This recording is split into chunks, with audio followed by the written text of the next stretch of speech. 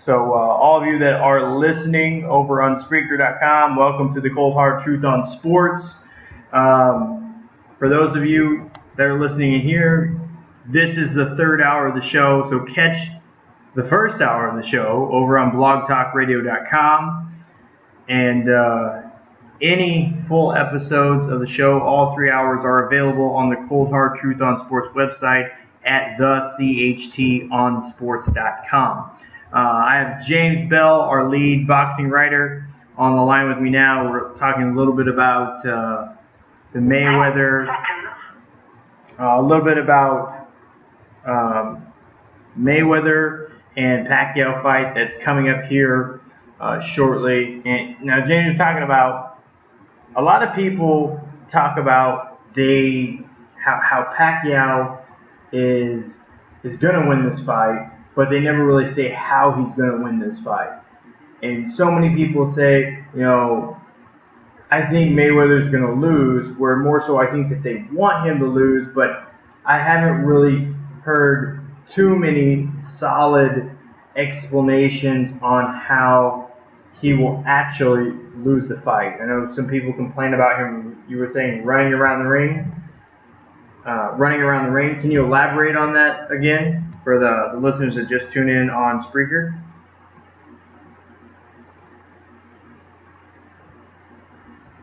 Are you there? Are you there? Oh. Let me, okay, yeah, that's better.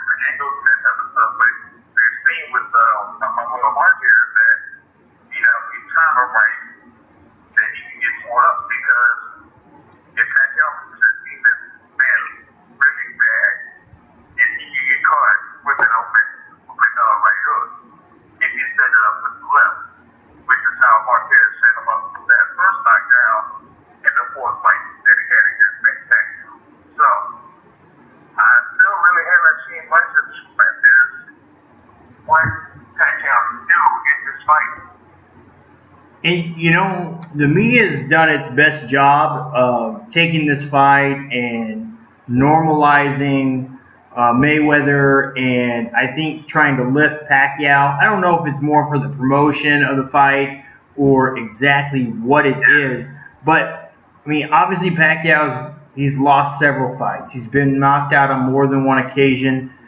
His biggest flaw, and people don't realize this, is he's a southpaw. Everybody that knows boxing understands that you're already at a fundamental disadvantage just by being a southpaw. If all Mayweather has to do to control the fight is step outside his lead foot.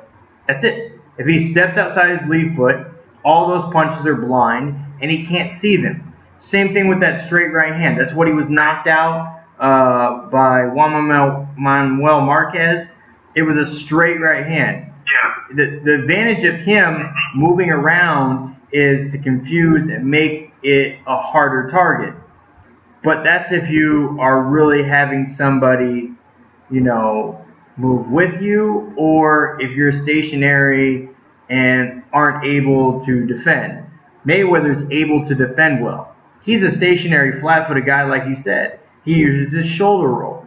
So where the advantage is for Pacquiao isn't really doing damage, winning by knockout. It's by being active and appearing to be winning a round. See, if he stays really active and can steal rounds early, that's where I see where Pacquiao could win with the decision. Also, playing some politics involved, wanting to maybe force the hand with another big fight, a rematch. Again, there's no rematch set. And in September, Mayweather is set to fight, was it Amir Khan or Thurman or somebody else? Somebody else will fight him in September. There's no setup for a rematch with Pacquiao for any immediate future. It would probably have to be early May next year before that would even happen, if it would even happen. And then, again, this is a big if Mayweather were to lose, which I don't see Mayweather losing. I can understand how people see he may win by points, or Pacquiao could win by points, win the decision. Again, that has a lot to do with the politics and stealing rounds early, in my opinion. But, where do you see, if any, way that Pacquiao actually could win this fight?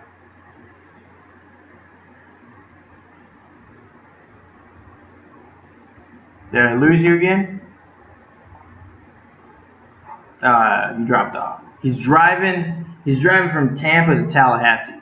It's the most loneliest stretch of road to begin with. Let me see here. We got a couple callers on the line. We have David here. How you doing tonight, David? Not much, man. Haven't heard your voice on here in a little while. What have you been up to in Atlanta? We just do, same old, trying to get to it. I know you're a busy guy.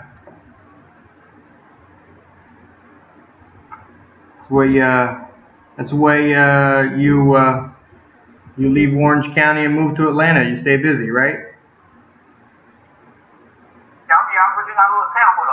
Yeah. It's all in the same area. I hear you. So, as far as this fight, I'm assuming you're going to watch the Mayweather-Pacquiao fight. How do you see this? How do you see this fight coming out? Mayweather probably, Mayweather most likely wins on the day. That's probably a 99% chance he wins on the day. Pacquiao probably got a 5% chance of winning by a knockout. I think Mayweather actually has the best chance of winning by knockout. People say he doesn't have punching power. I don't think it's necessarily he doesn't have the punching power. It's just that he hasn't needed his punching power. He's been able to win fights simply with points alone. So why waste time trying to knock people out when you can put yourself in a vulnerable position at the same time? Right. So, so he's content with what he's a point guy. He gets points. Yeah, he's that, and at the end of the day, that's one of the, it's a fundamental game. I mean, that's why.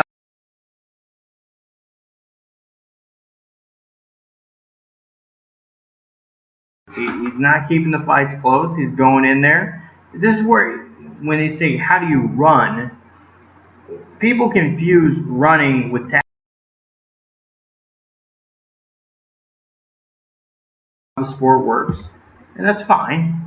It's a lay fan thing. You watch auto racing for the speed and the car wrecks. You watch combat sports for the knockouts. And we got to face it. That's what it's about. Hockey. The demographic for hockey is young, college-age white males. They're watching it for the contact and the fighting. I guarantee it. Playoff hockey is supposed to be the best hockey again. But it's higher, more intense hockey. It's not a regular season lull. In NBA, I mean, the intensity goes up. People will watch more NBA playoffs than the regular season. So when we get intensity in a particular sport, it's going to drive more people to watch it. Boxing, that's one of those things. The intensity in boxing is you have two people fighting each other one-on-one, and you want to see hits. You want to see hits to the face. You want to see somebody eventually get knocked out or hurt bad. I mean, that's what the draw to boxing is. It's a brutal sport. Yeah, you're right, but Mayweather is a boring fighter. However, he knows that, so he probably needs to box longer. Another thing, because he is a very boring fighter. Like, all his fights are boring. They all look the same. And I was talking to somebody today is that outside of that fight for TV, most people can't name a memorable thing that happened in a Mayweather fight. They can't. You ask them, they're going to be what? Because his fights all look the same. Pretty much.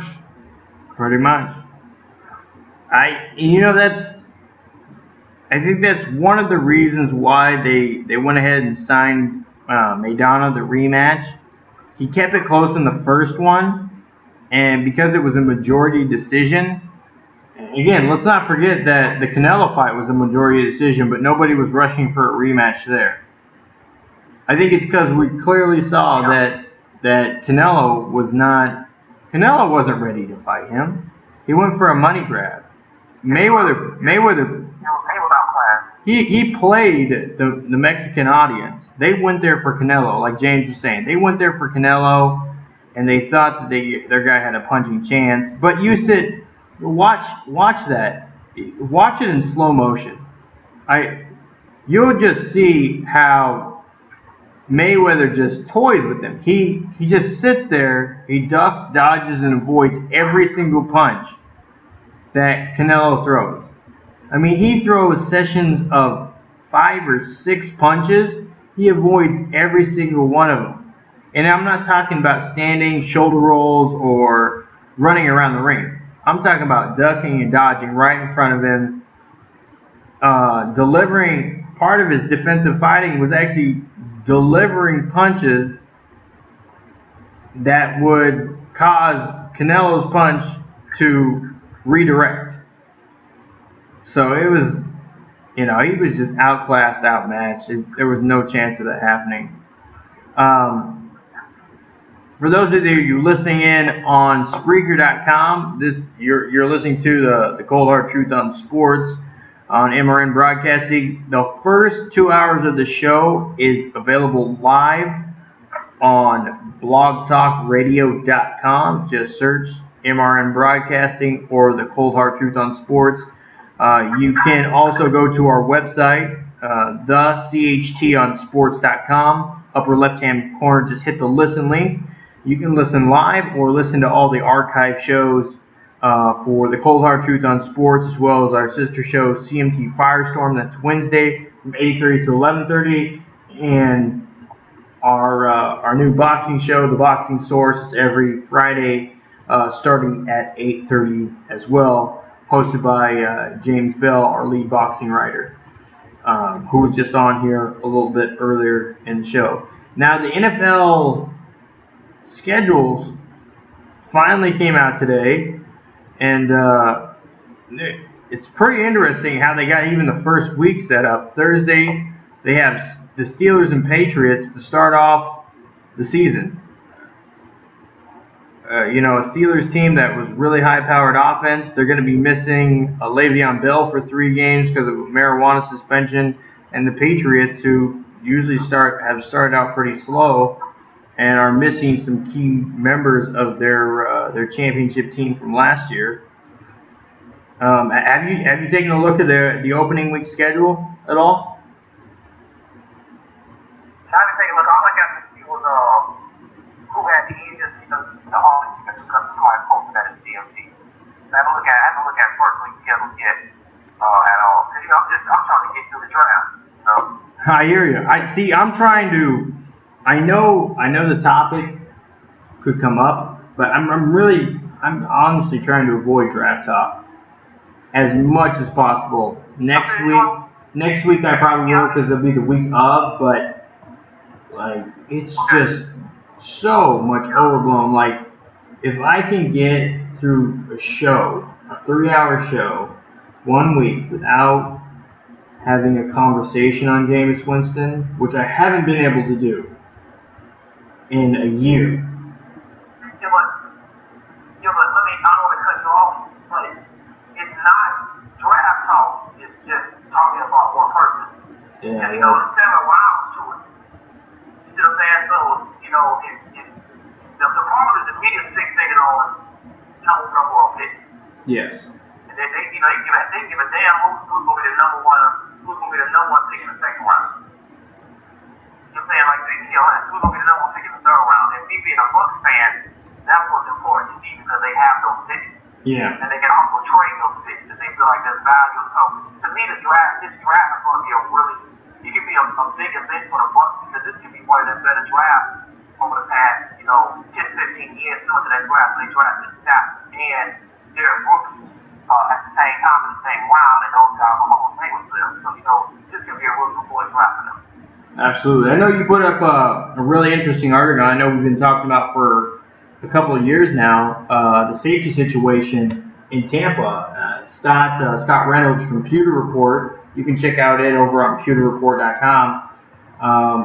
One of the big issues with Tampa has been their safety situation. They've had, for the large part, they've had the same safety exactly the same safety. They've had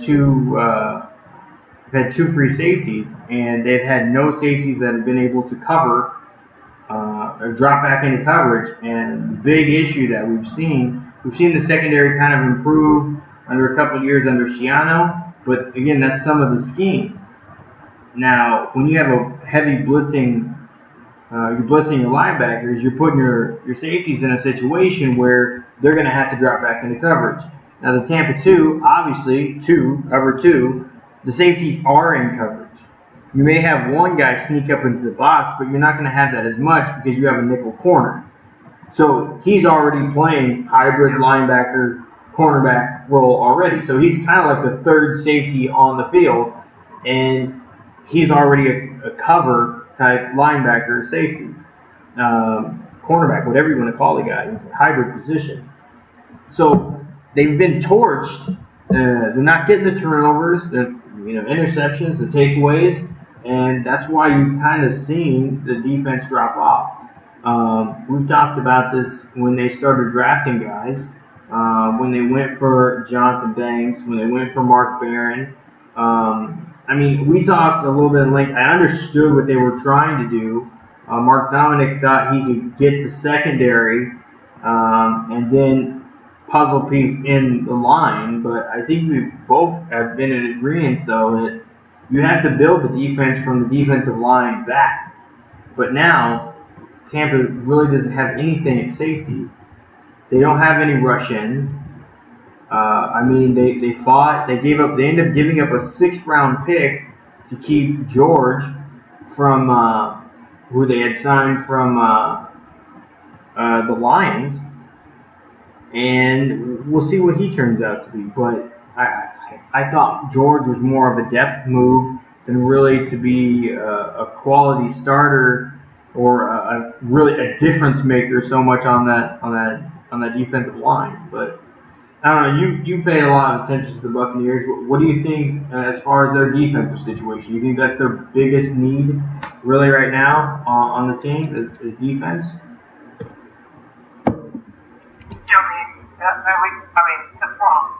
From my standpoint, is that if you go bring Lovie Smith, a guy that has been grown by Dungy to build defenses, that's how he's made his claim to fame. I don't understand why the emphasis won't be on building defenses.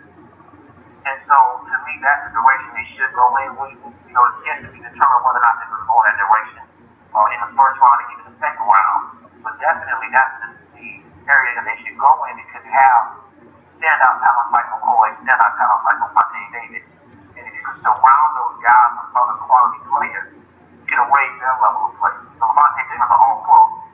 So if you can continue to surround you with quality guys, you can put him in a position where he can probably be the best in the league at his position. So to me, that should be the emphasis, because guys of that caliber don't come around every 1 year. You're lucky to get a guy of that caliber, but to me, you should invest in putting him in a position to be successful. If you're not going to go and pull free agents, through the draft. So I think they should go defense. They definitely work on their secondary. Mark Barron was a miss. Because you don't get a safety at 7 overall, and the only people that would justify that pick would be the Alabama super fans would justify picking that guy 7 overall. He went higher than Sean Taylor and Ed Reed and Paul Mullen. So that definitely was a miss on him at that particular number.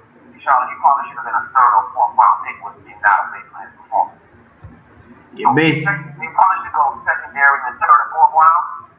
Anything higher than that, you should go to the 5th round. See, that's where I mean, the rumors are coming out now that Lovey said he's not past the idea of trading the pick.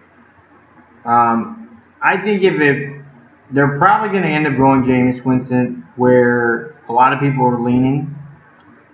I think that they should go Leonard Williams or trade the pick. I am actually more in favor of trading back and trying to get a defensive lineman or to fill that position on the defensive line.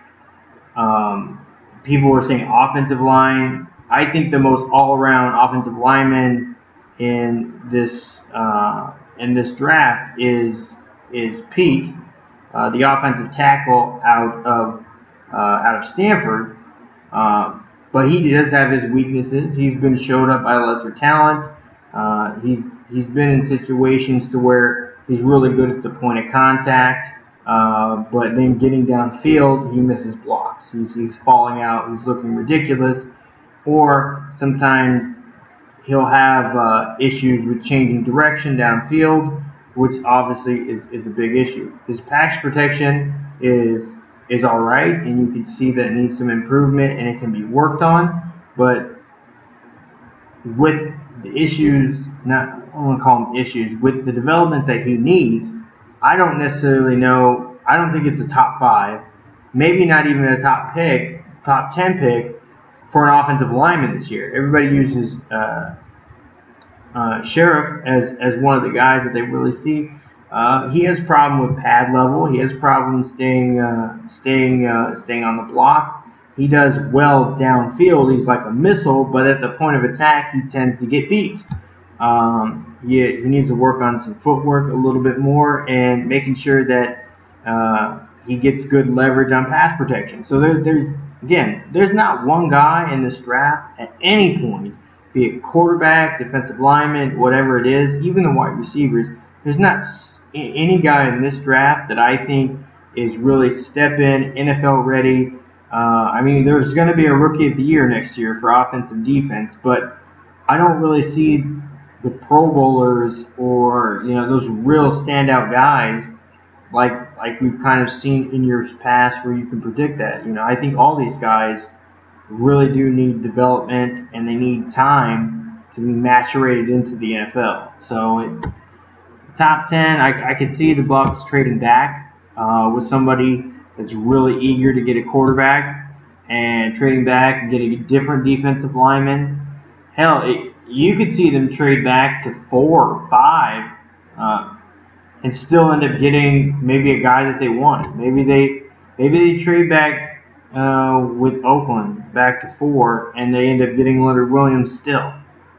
So you don't know, because they say Jacksonville's really high on Dante Flowers guy, the guy from Florida. They're high on him. So maybe they would take him at 3, and if the Bucs traded back to 4 with the Raiders, maybe Williams falls to them at 4. I don't know. It's kind of interesting to see the way it would work out, but I don't see, outside of this top 15, I don't see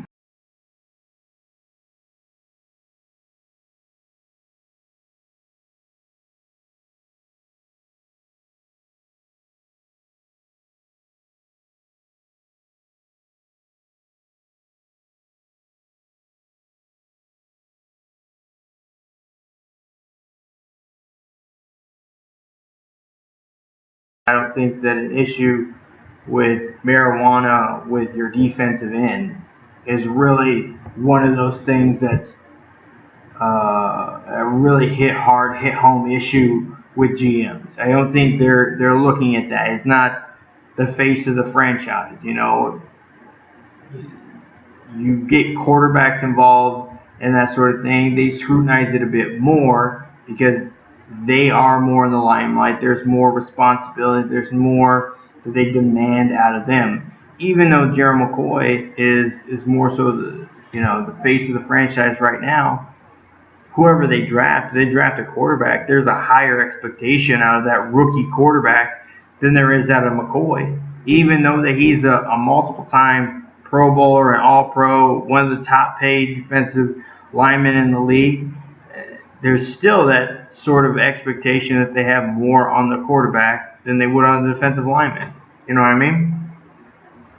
Yeah, I understand what you're saying, but I think the issue, Brickler may not come out of the first 15. I definitely would draft him probably in the first, second round because my issue from a management standpoint, I know you can relate to this story in resources with that. Gregory essentially has already violated the drug policy. He already has his first offense. So I believe he has either 2 or maybe 3 more offenses. Wait, this one doesn't count. Yeah, this one doesn't count because he hasn't been drafted by a team yet. Yeah, it doesn't count. This was a freebie. This was his mulligan. I read that he had already violated. So I don't know the clarification on that because it was actually I heard because it was a combine test given him by the NFL. I heard it was a violation. I heard he was coming to the NFL already in their program. So I could be wrong. So that would be my issue. Now, if that's not correct, then yeah, he probably should be a first 15 pick because he said right here as a free.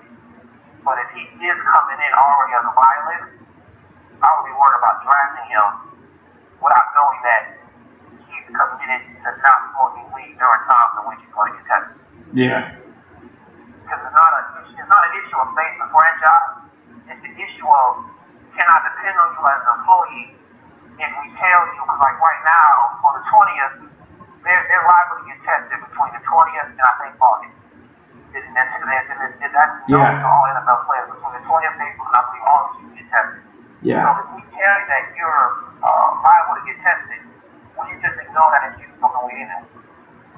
Yeah. So I would be worried about an employee that has that mentality. So it's not about him being the franchise today. If we tell you there's going to be a drug test between these particular months, are you like the hell with it and I just go keep smoking weed? And the NFL suspends you and then we can't use you. I think I'm safe to say we've both probably smoked marijuana a time or two recreationally, and I don't remember any point in time where 2 months later I would test positive for anything. That's bullshit. He was smoking probably a week before the test. Yeah, because it's you can get clean a week before the test. You can get clean a week before the test. You can buy tea and get clean the day before the test. Exactly. Yeah, I mean, but you at least get yourself a good 7 days. You know what I'm saying? Like, get yourself a good 7 days to buy the tea and then drink water, drink a gallon of water every day until you take the test. You just give yourself 7 days. So that's my issue. It's not that he needs to be the role model. That one of your priorities is smoking that big of a deal to you. And I think that more so, like what you're saying, and I hit on the article I wrote on this over on the Cold Hard Truth on Sports website at thechtonsports.com. The bigger issue is, I mean, we're dealing with an addiction issue. Are we dealing more so with, not only, I don't think it's true that he last smoked in December. But even if he did last smoke in December, it was within a week of playing the biggest and last game of his college career, where he's going against USC and knowing that everybody's there to see him and Leonard Williams, and the amount of scouts and GMs and coaches that are going to be at this game. Why are you going to sit here and risk getting tested by the NCAA before the bowl game? What if he tests positive? That's strike 3. He's gone. He's gone. You know, he tested positive in January. He tested positive in April. But now you're smoking again in December. Like, that just tells me you don't give a shit. You know, I had an issue. I had a problem. It's not a problem anymore. And that's what people with addictions say. They say, oh, no, it's not a problem. It's not a problem because I don't do that anymore.